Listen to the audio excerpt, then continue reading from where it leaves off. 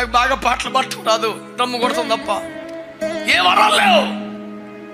ఎక్కడికి వెళ్ళిన సేవకులు ఆయన ప్రార్థన చేస్తే అద్భుతాలు జరిగినాయంట, ఆయన ప్రార్థన చేస్తే స్వస్థతలు జరిగినాయంట, ఆయన ప్రార్థన చేస్తే మృతులు లేచారంట, ఆయన చేతులు వేయగానే పరిశుద్ధాత్మ నింపబడుతున్నారంట అని చెప్తే వెంటనే సైకిల్ తిప్పుకొని ఇంటికి వచ్చేసి ఏడు చేసి, ప్రభు నా సంగతి ఏంటి,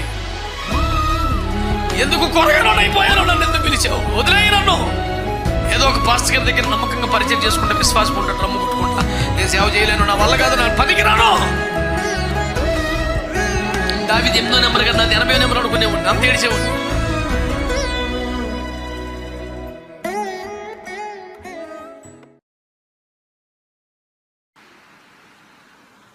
నేను సేవకు వచ్చే నాటికి ఏ కృపావరాలు పొందినవాడిని కాదు. గట్టిగా అరగంట వాక్యం చెప్పటం రాదు. వెళ్ళబో అని చెప్తే దేవుడు వెళ్ళిపోయిన సేవకు. బైబిల్ ట్రైనింగ్ లేవు. పరిచర్య చేయటం, దైవజనుల బట్టలు ఉతకటం, షూ పాలిష్ చేయటం, మందిరాలు తొడవటం, కార్పెట్లు ఉతకటం, ఇవన్నీ నెంబర్ 1 వచ్చు. వాక్యం చెప్పటం రాదు. శనివారం రాత్రి అంతా సిద్ధపడితే 20 రెఫరెన్స్లు 30 రెఫరెన్స్తో ప్రసంగం తయారు చేసుకుంటే ఆదివారం పావు గంట 2 నిమిషాలు మొత్తం అయిపోయింది. చాలా ఆవేశంగా ఆసక్తిగా చెప్పేసేవాడిని. నేను సిద్ధపడింది అయిపోయింది కనుక ప్రార్థన చేసుకుందాం అని అంటే విశ్వాసులు ఇంకా సేవ చెప్పండి బాబు అనేవాళ్ళు. నాకు రాదు, ఇంకా నాకు వచ్చిందంత అయిపోయింది. అద్దాకి ఇదే పని ఏంటి, ఎక్కువసేపు మా ప్రార్థన చేసుకోవాలి మోకరించా అని అరిసి దెబ్బలాడి మోకరింపు చేసి ప్రార్థనలు చేసి అందరూ పంపించాలి. వెళ్ళిపోయిన తర్వాత ఆదివారం ఇప్పుడు 11 12 మోకాలు ఎత్తే సోరం అయిపోయేది, ఎడుతున్నాడు అని. నాకు బాగా పాటలు పాడటం రాదు, డ్రమ్ము కొడతాం తప్ప ఏ వరాలు లేవు. కనీసం అరగంట వాక్యం చెప్పను, నన్ను ఎందుకు పిలిచావు సేవకి, నాకు వాక్యం చెప్పడం కూడా రావట్లేదు. పిచ్చోళ్ళ గడిచేవాడిని. చాలా బాధ అనిపించేది. ఎక్కడికి వెళ్ళిన సేవకులు ఆయన ప్రార్థన చేస్తే అద్భుతాలు జరిగినాయంట, ఆయన ప్రార్థన చేస్తే స్వస్థతలు జరిగినాయంట, ఆయన ప్రార్థన చేస్తే మృతులు లేచారంట, ఆయన చేతులు వేయగానే పరిశుద్ధాత్మ నింపబడుతున్నారంట అని చెప్తే వెంటనే సైకిల్ తిప్పుకొని ఇంటికి వచ్చేసి ఏడు చేసి, ప్రభు నా సంగతి ఏంటి, ఎందుకు కొరగానో అయిపోయానో, నన్ను ఎందుకు పిలిచావు, వదిలేయి నన్ను. ఏదో ఒక పాస్టర్ గారి దగ్గర నమ్మకంగా పరిచయం చేసుకుంటే విశ్వాసం ఉంటాడు, రమ్ము కొట్టుకుంటా, నేను సేవ చేయలేను, నా వల్ల కాదు, నా పనికి రాను. దావీదు 8వ నెంబర్ కన్నా 80వ నెంబర్ అనుకునేవాడిని, అంత ఏడిచేవాడిని. అయినా దేవుడు వెల్లో నీకు తోడుగా ఉంటాను, వెల్లో నీకు తోడుగా ఉంటాను. ప్రేమించే తల్లిదండ్రులు, ప్రార్థించిన తల్లిదండ్రులు కొన్నిసార్లు ఎంత చిన్న చిన్న మీకు చెప్పొచ్చో లేదో మరి తెలీదు. నేను స్టీల్ ప్లాంట్కి సేవకు వచ్చిన కొత్తలో సెక్టర్ 5లో అరుణ్ రాజు గారు చెన్నై నుంచి ఒక దైవజనులు వచ్చారు, సెమినార్ పెట్టారు. సేవకు వచ్చి కొంతకాలం 10 ఏళ్ళు అవుతుందిలే. అత్యంత బలహీనుడు, 500-600 షుగర్ ఉండేది ఇప్పుడు ఆయనకి. ఒక కిడ్నీ మీద అప్పటికి 20 ఏళ్ళ మట్టు ఉన్నాడు. 2 కిడ్నీలు పాడైపోతే వాళ్ళ అన్నయ్య గారి కిడ్నీ ఒకటి వేసుకొని అన్నయ్య ఈయన ఇద్దరు చెరుకో కిడ్నీతో బతికేస్తారు 20 ఏళ్ళ మట్టి. 500+ షుగర్ ఉంటుంది ఇప్పుడు. ఇద్దరు పట్టుకొని స్టేజ్ ఎక్కించాలా, నిలబడి మాట్లాడటం మొదలు పెట్టాక బలమైన అభిషేకం ముందు నిలబడేవాడు. పెద్ద పెద్ద మనుషులు మొదలు నరికిన చెట్ల కుప్పకూలిపోయిన అభిషేకాన్ని ఇక్కడి నుంచి ఎగిరం దూరం పడేవాళ్ళు, అంత ప్రభావంతో వాడబడేవాడు. ఒకసారి సిటీలో పెడితే ఇలా చాలా శక్తివంతంగా వాడబడ్డారు. టౌన్షిప్లో పెట్టారు, వెళ్తే వెళ్ళా చాలా మంచిగా వాడబడ్డారు.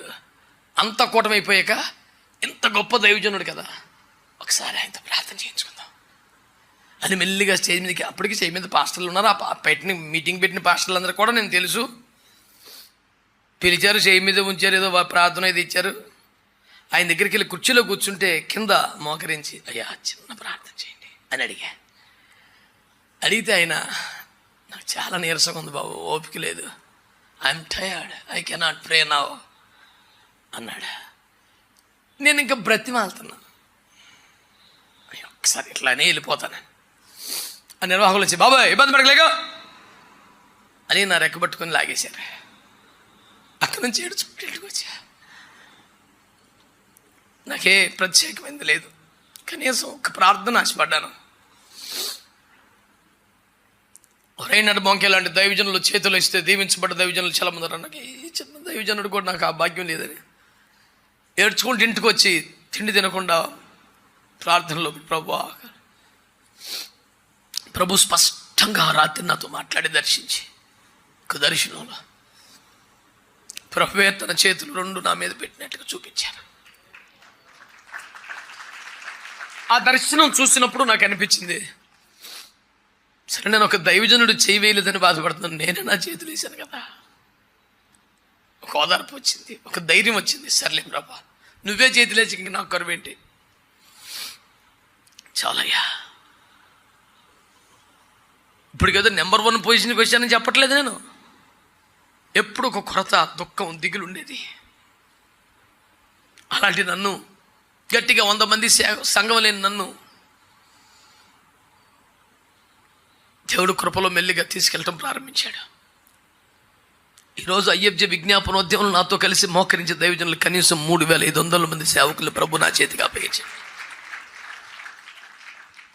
ఒక మంచి దైవజనుడు ఎవరైనా ఎత్తిమి చేయబడితే బాగుండు అనే ఆశలో నుంచి ఈ పనికి మళ్ళీ జీవితం ఈ చేతులు.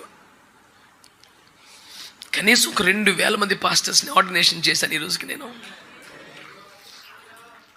ఎవరు చెయ్యను నా మీద పడితే బాగుండనే స్థితి. నేను చేతులుంచి అభిషేకించిన సేవకులే కనీసం 2000 మంది అయ్యారు. ఎవరైనా నా మీద చేయి పెడితే బాగుండని కోరుకున్న బతుకు కనీసం 17,000 బాప్టిజమాలు ఇచ్చిన ఈ చేతిలో. పనికి మాలోడా అని పిలిపించుకున్న స్థితి. ఎన్ని దేశాలు, ఎన్ని రాష్ట్రాలు, ఎన్ని లక్షల జనం.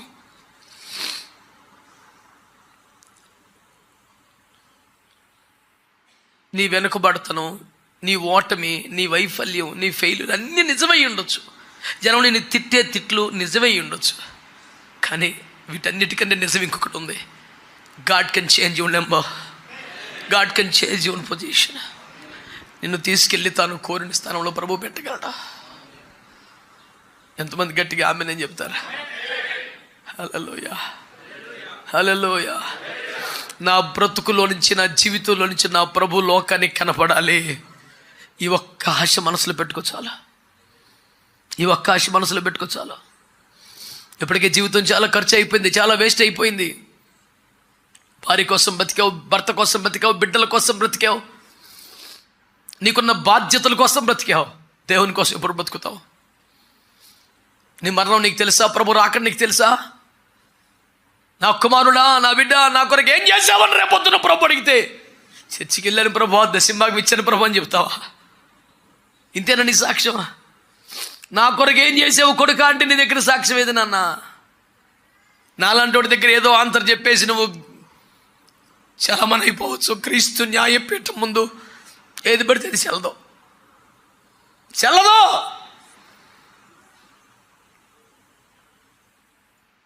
హృదయ రహస్యములు బయలుపడు ఆ భయంకరమైన దినమున వాని క్రియలకు తగిన చేతం ప్రభు ఇవ్వబోతున్నాడు.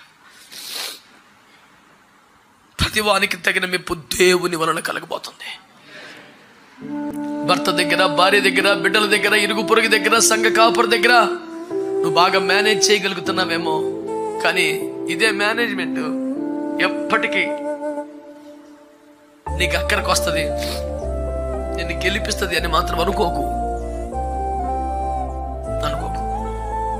ఒక దినం అవేమి చెల్లని రోజు వస్తుంది. ఏ రాజు తన సేన బలము చేత తప్పించుకొనలేడు ఉగ్రత వస్తే దేవుడికి అని వాక్యంలో ఉంది. You cannot simply escape from the judgment throne of Jesus Christ. You must give your account for each and every deed, not only deeds, each and every word. ప్రతి మాటకు లెక్క చెప్పాలంట. ఆ రోజు అలా ఎందుకన్నామంటే గబుక్కులు అనేసారు బాబు, చల్లగా మాట గబుక్కులు అంటామేంటి? నిన్ను కొనుక్కున్నాను నేను, నన్ను గబుక్కులు మాట్లాడితే కుదురుద్ది. పెద్ద రెక్కల మీద మోసినట్టు మోసుకొచ్చా నిన్ను. మీరు నాకు స్వకీయ సంపాద్యంగా, నాకు స్వాస్థ్యంగా మీరు ఉండాలన్నాడు ఆయన. ఏదో ఒక మాట చెల్లుబాటు అవ్వదో. ఈ రోజున దేవుని వాక్యం నీతో నాతో మాట్లాడుతున్న సంగతిని నువ్వు సీరియస్గా తీసుకోవాలి.